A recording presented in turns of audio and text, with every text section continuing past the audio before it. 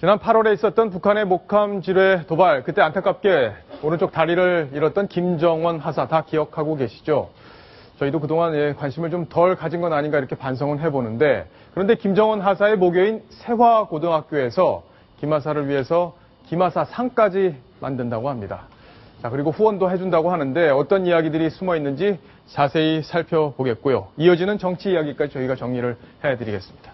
이동희 차장. 네. 자, 세화고등학교가 결국에는 자기 졸업생 그렇습니다. 김정원 하사를 위해서 나선다 이거군요. 맞습니다. 이게 세화고등학교하고 세화여고를 운영하고 있는 일주재단이 있습니다. 일주재단에서 이 3천만 원의 이 성금을 모았고요. 예. 그리고 말씀해 주신 것처럼 이 참군인 김정원상, 지금 조윤선 전 장관이죠. 조윤선 전 장관이 이 동문이라고 할 수 있는 이 김하사를 직접 병문안하는 그런 장면이기도 합니다. 그렇군요. 그러니까 세화여고를 졸업한 총 동창회장을 지냈기 때문에 이제 그 자격으로 아마 참석을 한 모양이네요. 네, 그리고 가족들도 위로하고 김하사, 서하사 다 하하사를 위로를 해주고 있는데요.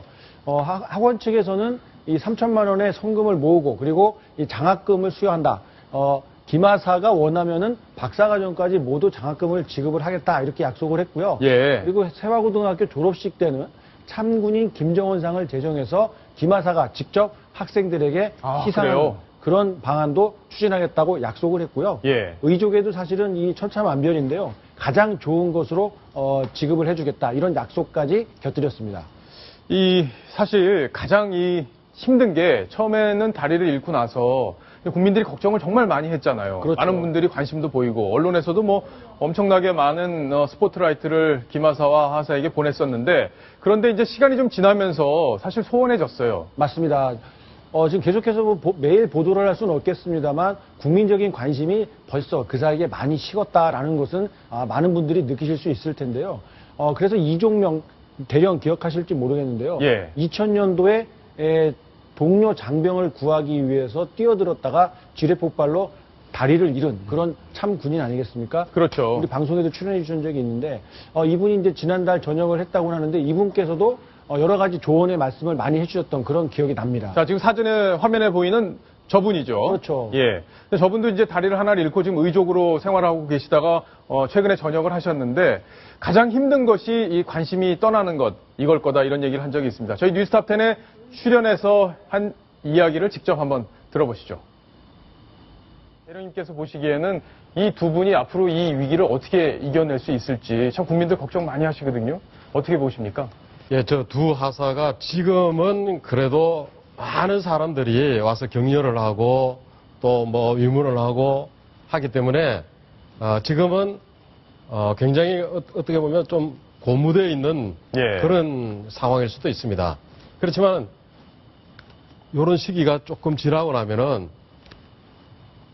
많은 사람들의 어떤 관심에서 조금 벗어나고 그리고 혼자만 남고 가족들만 이렇게 남았을 때는 자기 현실을 이제 직시하게 될 겁니다. 그렇게 되면은 굉장히 더 힘들어질 수 있기 때문에 우선 이 두 사람이 이후에 자기 미래에 대한 어떤 그 예측을 할 수가 있어야 됩니다.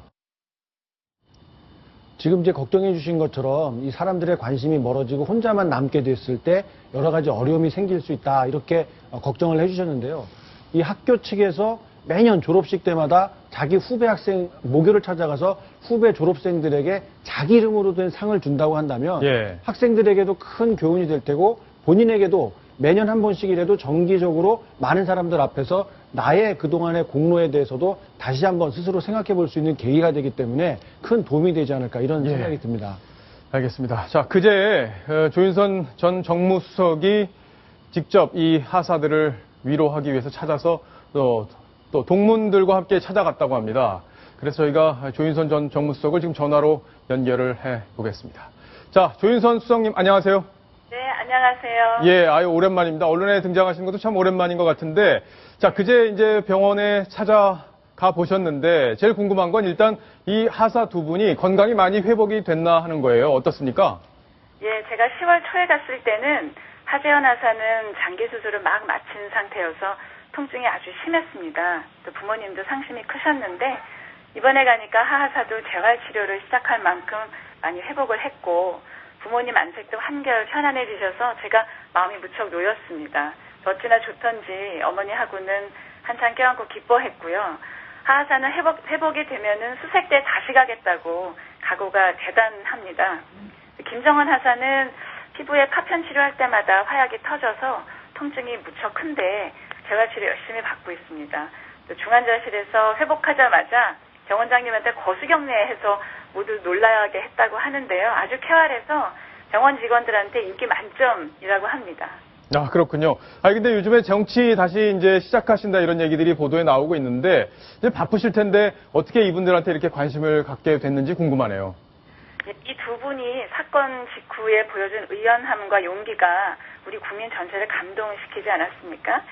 저는 이들이 성공적으로 재활하고 또 사고가 없을 때보다 더 멋지게 성장하는 게 사실 우리 국민 모두의 자존심이 걸린 문제라고 생각을 했습니다.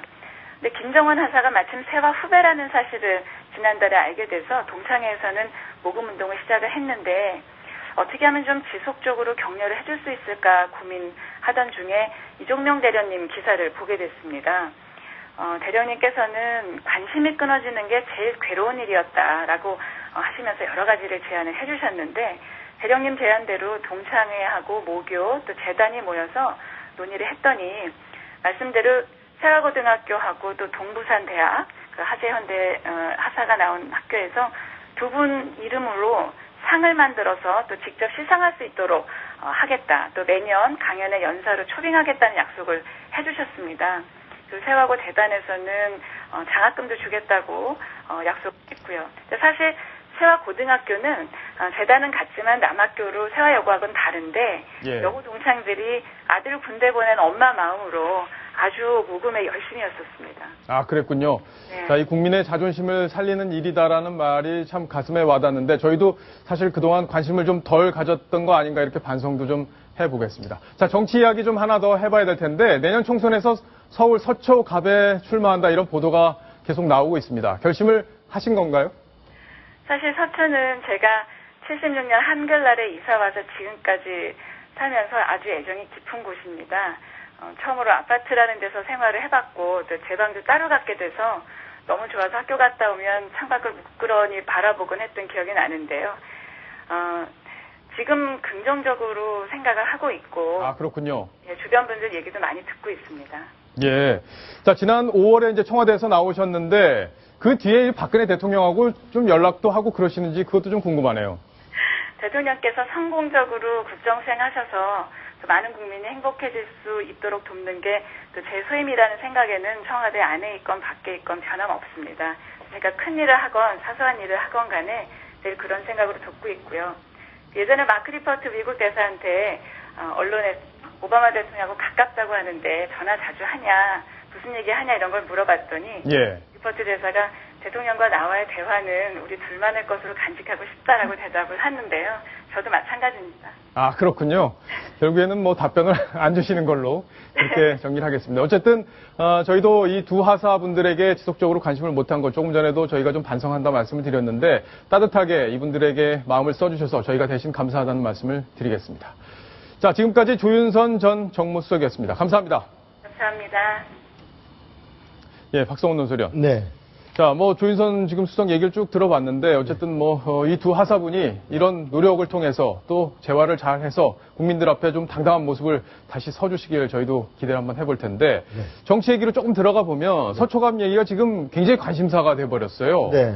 예전에 이해운 의원이 여기서 지역 17대, 18대 두 번을 했는데 최근에 여론조사 결과가 하나 나왔습니다. 네. 이 결과 어떻게 보셨어요?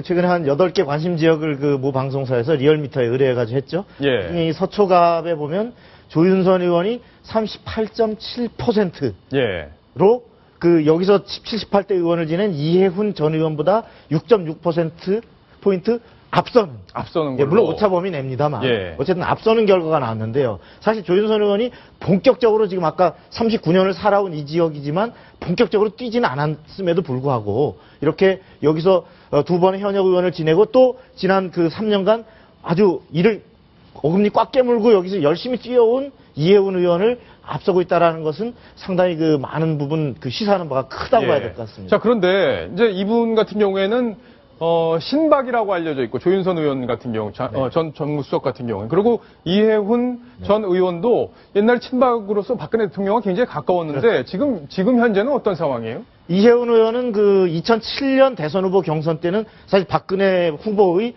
캠프 대변인을 했던 사람입니다. 예. 그 아주 오리지널 친박이었는데 그 이후에 박 대통령과 사실상 멀어져서 현재는 멀박, 예. 철박 뭐 이런 형태가 돼서 어떤 비박으로 되고 있고 그리고 유승민 전 원내대표와 굉장히 가까운 것으로 이렇게 그 알려져 있죠. 예. 반면에 이제 조윤선 전 정무수석의 경우는 원래는 사실은 그 18대에서는 그 범친이계로 분류됐었는데 네. 지난 2012년 대선 후보 경선 때에는 바로 그 이해훈 의원이 섰던 그 자리, 다시 말해 경선 캠프 대변인을 지내서 이때부터 완전히 친박으로 등장을 해서 예. 그 이후에 여성부 장관, 정무수석을 지내면서 신친박의 아주 상징적인 인물로 지금 꼽히는데 지금 바로 서초갑에서 이해훈 의원이 열심히 뛰어왔지만 바로 어떤 물갈이를 원하는 그 친박 진영의 그 상당한 의도가 반영돼서 어떤 조윤선 의원을 사실 여기에 공천하려고 하는 것 아니냐 이런 관측을 낳고 있습니다. 그렇군요. 네, 어쨌든 뭐 전략공천 이런 거는 쉽지 않을 것 같고 이분도 이해훈 전 의원의 경우에도 경제통으로서 상당히 이제 새누리당의 중요한 자원이기 때문에 두 사람이 경선을 붙을 가능성이 있다. 예, 그렇게 좀 순순히 얘기가 아마 나오고 이해훈 의원이 있죠. 순순히 물러서지 않을 거기 때문에 예.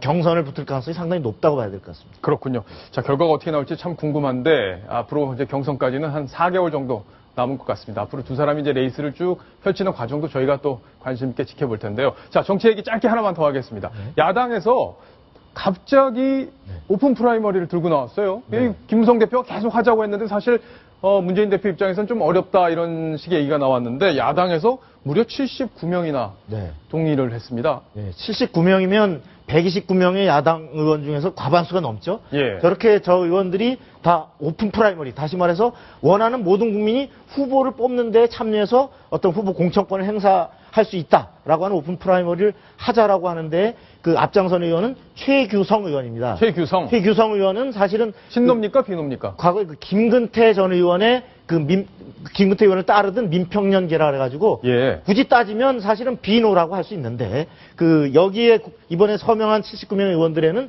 물론 비노 의원들이 많습니다만 일부 친노 의원들까지 들어 있습니다. 예, 그렇군요. 예, 이렇게 된 이유는 요번에 그 이제 20%는 무조건 현역 의원 중에서 잘라내고 예. 전략 공천을 하겠다라고 하는 그 현재 그 문재인 대표의 공천 혁신안 이 부분에 대해서 실제로 이제 그 선출직 공직자 평가위원회라고 해서 조은 전 동국대 명예교수를 위원장으로 내정하고 실제로 이제 물갈이가 시작되려고 하니까 예. 불안감을 느끼는 의원들이 불안해서. 이대로 당할 수는 없다고 해서 예. 뭉쳐서 현재 오픈 프라이머리를 법제화하라라고 그래요? 요구하고 있는데 이게 아주 재밌는 거는 이렇게 되면은 새누리당의 김무성 대표가 제기하다가 현재 사실상 접었던 오픈 프라이머리가 부시가 살아나겠네요. 다시 불씨가 되살아나서 예. 여당 내부에까지도 앞으로 상당히 그 공천 갈등이 격화될 수 있는 그렇군요. 새로운 변수가 발생했다. 그러니까 야당 일부에서 이게 주장해서 이렇게 뭐 흐지부지되고 끝날 얘기가 아니라 이게 여당까지 영향을 여파가 줘서 미칠 수 있는 전체 총선 공천에 영향을 줄 수 있는 아주 중요한 움직임이라고 봐야 될 텐데 김무성 대표 이 주장에 대해서 어떻게 대응을 하고 나섰는지 직접 목소리 한번 들어보시죠. 큰 텐트를 쳐가지고 우파들을 전부 불러들여서 여러분 그 중에서 1등하는 사람 공천 주면 이 선거는 이기는 거 아닙니까 여러분? 예, 결국에는 또 환영하는 듯한 얘기네요. 물론이죠. 예, 그럼 이제 새누리당 내에서도 논의가 이제 앞으로 활발해지겠습니다. 그래서 만일에 야당이 정말 오픈 프라이머리를 공식적으로 당론으로 채택하면 야당이 안에서 못한다라고 했던 그 상황이 완전히 바뀌는 거거든요. 그렇죠. 그러면 새누리당은 원래 당론으로 오픈 프라이머리 하자라고 했던 그게 다시 되살아날 수가 있는 거죠. 예, 알겠습니다. 자, 정치권 이야기 그리고 김하사와 하하사 이야기까지 저희가 정리를 다 해드렸습니다.